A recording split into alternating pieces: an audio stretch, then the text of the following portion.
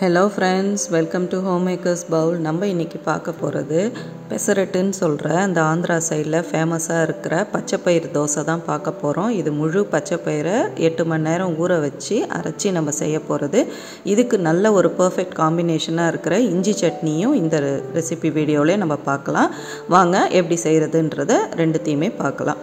First இதுக்கு 1 cup முழு பச்சைப்பயிறு இருக்கு இல்லையா, அதை நம்ம ஊற வச்சுக்கலாம். அதை சேர்த்துக்கோங்க.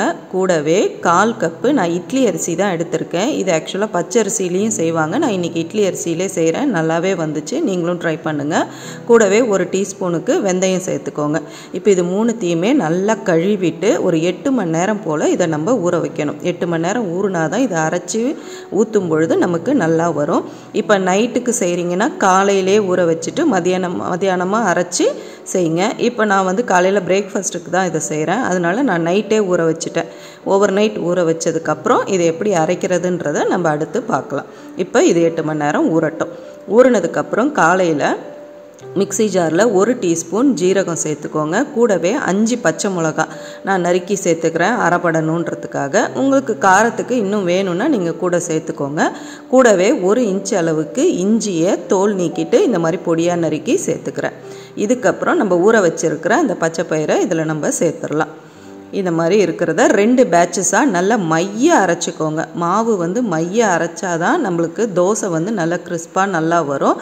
அதனால் நல்லா மைய அரைச்சிக்கோங்க. நான் 2 பேட்சாக அரைச்சி எடுத்துக்கிறேன்.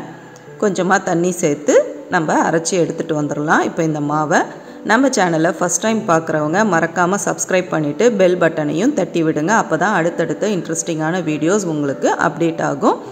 இப்போ பாருங்கள், மாவை நல்லா நான் அரைச்சிட்டேன். இப்போ இதில் தேவையான உப்பு சேர்த்து மாவோட கன்சிஸ்டன்சி செக் பண்ணிக்கோங்க. நல்லா இந்த மாதிரி ஊற்றுறப்பதான் இப்படி இருக்கணும். நல்லா மையவும் அரைச்சிட்டு வரணும். இப்போ இதை நம்ம புளிக்கெல்லாம் வைக்க தேவையில்ல. நம்ம உடனடியாக நம்ம தோசை ஊற்றிடலாம்.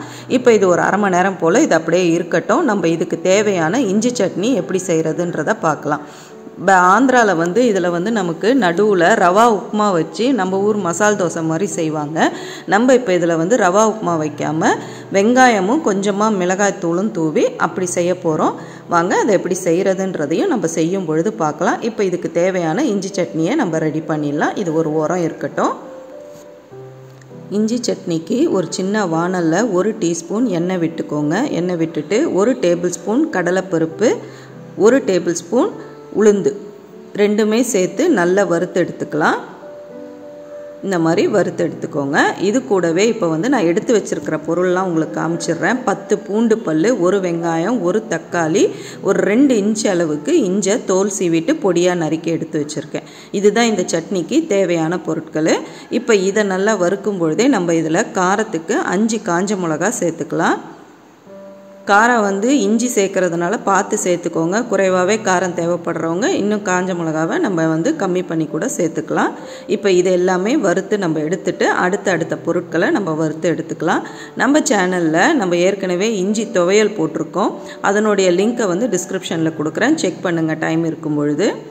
இப்போ அடுத்து பூண்டு பல்லை நம்ம சேர்த்துடலாம். 10 பூண்டு பல்லை சேர்த்துக்கிறேன். கூடவே இஞ்சியையும் சேர்த்து நல்லா வதக்குங்க. நல்லா வதங்கி வரணும். இஞ்சியும் பூண்டும் நல்லா வதங்கி வர அளவுக்கு வதக்கி எடுங்க. இஞ்சி பூண்டு நல்லா வதங்கினதுக்கப்புறம் நம்ம எடுத்து வச்சுருக்கிற வெங்காயத்தையும் சேர்த்து நல்ல சுருளை வதக்கிக்கலாம். வெங்காயத்தை வதக்கிற மாதிரியே தக்காளியையும் நல்லா வதக்கி எடுங்க. நல்லா வதக்கி எடுத்து இதை அரைச்சாதான் இந்த சட்னி நல்ல சுவையாக இருக்கும். அதனால் நல்லா வதக்குங்க. எல்லா பொருட்களையும் வெங்காயத்தையும் நல்லா வதக்கிக்கலாம். நல்லா வதங்கினதுக்கப்புறம் நம்ம அடுத்து தக்காளியை சேர்த்துக்கலாம். இப்போ வெங்காயத்தை வதக்கிட்டேன். அடுத்து நம்ம தக்காளியையும் சேர்த்து அதே மாதிரியே வதக்கிக்கலாம். இப்போ அதையுமே நல்லா வதக்கி எடுத்துருங்க.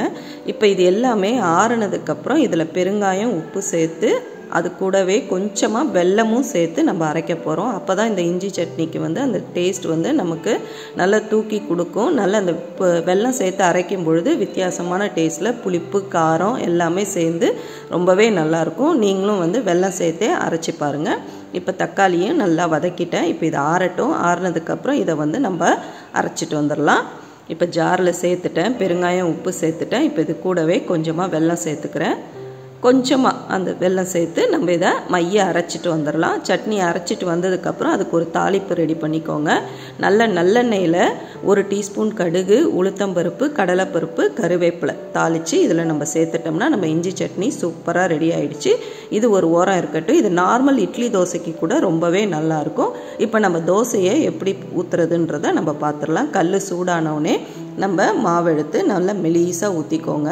தோசை நீங்கள் வேணும்னா மொத்தமாக கூட ஊற்றிக்கலாம். ஆனால் இது வந்து நம்ம இந்த மாதிரி மெலிசாக ஊற்றி இந்த மேலே இந்த வெங்காயம் தூள் தூவி சாப்பிடும் பொழுது அவ்வளோ ஒரு டேஸ்ட்டாக கிறிஸ்பாகவும் இருக்கும். நம்மளுக்கு தோசை நல்லாவே வரும் இது. இப்போ இந்த மாதிரி ஊற்றுனதுக்கப்புறம் நான் பொடியாக நறுக்கி வச்சுருக்கிற வெங்காயத்தை இதில் நல்லா ஸ்ப்ரே பண்ணிக்கிறேன். இந்த மாதிரி தூவி விட்டுக்கோங்க. தூவி விட்டுட்டு இது மேலேயே கொஞ்சமாக மிளகாய்த்தூளை அப்படியே வந்து நம்ம முட்டை தோசைக்கெலாம் மிளகுத்தூள் தூவும் இல்லையா, அந்த மாதிரி தூவி விட்டுக்கோங்க. லைட்டாக இந்த மாதிரி தூவிட்டு இந்த வெங்காயத்தை இந்த தோசையில் நல்லா அழுத்தி விட்டிங்கன்னா நமக்கு திருப்பி போடும்போது பிரியாமல் இருக்கும். நல்லா வந்து எண்ணெயை நல்லா ஸ்ப்ரெட் பண்ணிவிட்டு இந்த வெங்காயத்தையும் நல்லா அழுத்தி விடுங்க. தோசை திருப்பியால் இந்த மாதிரி அழுத்தி சேர்த்து விட்டிங்கன்னா அந்த மாவோடே சேர்ந்துட்டு நமக்கு திருப்பி போடும்பொழுது பிரியாமல் நல்லாவே வரும். இப்போ பொறுமையாக நல்லா திருப்பி போட்டு மொறுமொறுன்னு சுட்டு எடுத்தால் நம்ம பெசரட்டு தோசை சூப்பராக ரெடி ஆகிடுச்சு. இந்த பச்சைப்பயிறு தோசை உடம்புக்குமே ரொம்ப நல்லது. இதை முளைக்கட்டி வச்சுருந்து அதே மாதிரி மெத்தட்லேயும் நீங்கள் செய்யலாம். இன்னுமே நல்ல வந்து சுவையை வந்து நமக்கு கூட்டி கொடுக்கும். டேஸ்ட்டும் வந்து நல்லாவே இருக்கும் இதில். இப்போ இந்த மாதிரி பொறுமையாக திருப்பி போட்டு நம்ம சுட்டு எடுக்க வேண்டியதான். அவ்வளோதான், நம்ம பச்சைப்பயிறு தோசை சூப்பராக ரெடி ஆகிடுச்சு. இந்த ரெசிபி உங்கள் எல்லாருக்கும் ரொம்ப பிடிக்கும்னு நம்புகிறேன். நீங்களும் ட்ரை பண்ணி பாருங்கள். அதே மாதிரி நான் சொன்ன மாதிரி அந்த முளைக்கட்டின பாசிப்பயிர்லேயும் நீங்கள் செஞ்சிங்கன்னா உண்மையிலே டேஸ்ட்டு நல்லாவே இருந்தது. நானும் ட்ரை பண்ணியிருக்கேன். நீங்களும் ட்ரை பண்ணி பாருங்கள். நம்ம சேனலில் அடுத்தடுத்த இன்ட்ரெஸ்டிங்கான வீடியோஸை அப்டேட் பண்ணுறதுக்கு, நோட்டிஃபிகேஷன் காமிக்கிறதுக்கு பெல் பட்டனையும் தட்டி விடுங்க. சீக்கிரமே அடுத்த வீடியோவில் நம்ம சந்திப்போம். தேங்க்யூ.